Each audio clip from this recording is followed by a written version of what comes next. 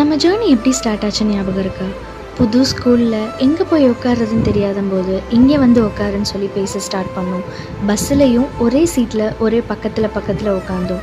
அப்படி ஆரம்பித்த நம்ம ஃப்ரெண்ட்ஷிப் எக்ஸாம்லேயும் ஒன்றா சேர்ந்து படித்து பக்கத்தில் பிட் அடித்து சந்தோஷமாக போயிட்டு இருக்கும்போது நான் வேறு ஸ்கூல் போனேன், நீ அதே ஸ்கூலில் இருந்த.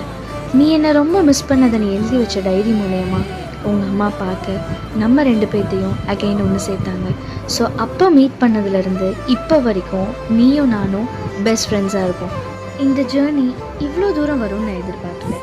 டெய்லியும் பேசாமல் இருந்தாலும் உன்னோட அந்த ஃப்ரெண்ட்ஷிப்பை யாராலையும் ரீப்ளேஸ் பண்ண முடியாது. என் லைஃப்பில் எத்தனை பேர் வந்திருக்காங்க, எத்தனை ஃப்ரெண்ட்ஸ் வந்துட்டு போயிருக்காங்க, எல்லாரும் எனக்கு லெசன்ஸ் கொடுத்துருக்காங்களே தவிர யாரும் எனக்கு ட்ரூவாக இல்லை. என்னோடய லைஃப்பில் கிடைச்ச ஒரே ஒரு ட்ரூ ஃப்ரெண்ட்னா அது நீ மட்டும்தான். Happy birthday Swetha. எப்பயும் ஹாப்பியாக இரு, சந்தோஷமாக இரு.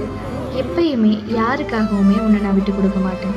என்னதான் டெய்லி பேசாமல் இருந்தாலும் என்னோட ஒரே ஒரு பெஸ்ட் ஃப்ரெண்ட்னா அது நீ மட்டும்தான். Happy birthday, happy birthday, happy birthday.